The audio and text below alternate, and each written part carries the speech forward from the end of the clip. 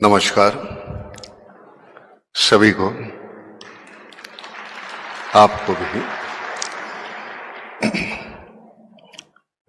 आभारी हूं आपने आमंत्रित किया हमें। सबसे बुरी बात हमारे यहां यह है, जो चीज हमारे पास है उसकी कीमत नहीं हमें। वेंटिलेटर पे 2 दिन रहो, 7 लाख का बिल भरोगे। जन्म से यहां सांस ले रहे हो, लेकिन उस पर्यावरण का आप कोई ख्याल नहीं रखेंगे। ये तो कमाल है, क्योंकि फोकट का है ना, भगवान ने दिया हुआ। हवा है, पानी है, ऑक्सीजन है। वो जिस दिन हम ख्याल करेंगे तो मजा है। I like you not because of what you are, but what I am when I am with you. मंदिर मुझे अच्छा नहीं लगता, मंदिर में जाने के बाद मुझ में जो बदलाव आता है वो मुझे अच्छा लगता है, इसलिए मुझे मंदिर अच्छा लगता है। जगह जो किसानों की आत्महत्या है, तो हमने कुछ पैसे जमा किए थे गाड़ी लाने के लिए, नई गाड़ी। और शाम को हम टीवी देखते बैठे थे, तो एक किसान ने आत्महत्या की और उसके फैमिली का इंटरव्यू चल रहा था। माँ, बाप, बीवी और 2 बच्चे। उनके चेहरे पे, आंखों में, मेरा बाप मर गया, मेरा मियाँ मर गया, मेरा बेटा मर गया, ये दुख से ज्यादा भूख थी शाम की। शाम को क्या खाएंगे। उस वक्त लगा कि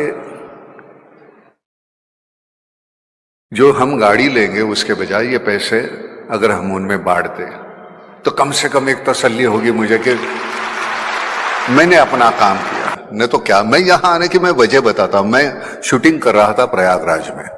यहां से 2.5 घंटे फ्लाइट से लगते हैं। हमारी शूटिंग आज बंद रखी है हमने। मैंने कहा नहीं, जाना है, क्योंकि ये बात करने का मौका मिलेगा मुझे। मैंने कोई मेहरबानी नहीं की। मैं वही जाता हूं जहां मुझे खुशी मिलती है। आपको मिलती है कि नहीं मुझे नहीं मालूम। बच्चे बड़े हो जाते हैं, सीखते हैं, पढ़ते हैं। आधुनिक तंत्रज्ञान जो है हमारा, वो सीख लेते हैं और फिर दोबारा गांव की तरफ लौटते नहीं, शहर में बच जाते हैं। ये सबसे बड़ा नुकसान है हमारा। पुराने सिरे से अगर हम खेती करते रहेंगे तो हमारी खेती उतनी उपज हमें मिलेगी नहीं। हमको नए सिरे से खेती करनी पड़ेगी। नया तंत्रज्ञान हमें, नई पीढ़ी को अवगत है, लेकिन वो वापस जा नहीं रही है खेत में। तो ये माइग्रेशन जो है वो खत्म होना चाहिए। अगर ये माइग्रेशन रुकता है तो मुझे लगता है कि हमारे गांव हैं वो समृद्ध हो जाएंगे। मैं खुद गांव खेड़े में रहता हूं। आज भी काम के सिलसिले में जब आता हूं तो शहर में आना पड़ता है, लेकिन बड़ी दिक्कत होती है। शहर में दम घुटने लगता है। दीवारों में रहते हैं हम। मैं, मेरी बीवी, मेरे बच्चे, मेरे माँ बाप। खैर आजकल तो माँ बाप भी नहीं।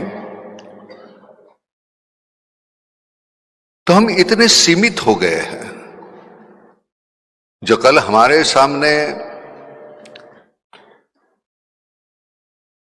हमारा एक पड़ोस था, अगर घर में, बगल के घर में अगर कुछ पकता था तो एक कटोरी हमारे घर में आ जाती थी। हमारे यहां पकता था तो वहां जाती थी। लेकिन वो सब कहां गायब हो गया। बड़े सिरे पे हमें सोचना पड़ेगा। 35 थे, 135, 140 हो गए हम। सोर्सेस वही है, सीमित है। शेखावत साहब, हम सभी बातें करते हैं, बाकी आबादी की बात कोई नहीं करता। दिन ब दिन बढ़ते जा रही है, बढ़ते जा रही है। वो सीमित होनी चाहिए, क्योंकि वो सीमित नहीं रहेगी तो एक दिन, अब जमीन वही, पानी वही, उतना ही, सब कुछ इतना ही है, और हम इतने हो जाएंगे तो कैसे चलेगा। आज गांव खेड़े में जब रहता हूं तो वहां दीवारें नहीं है।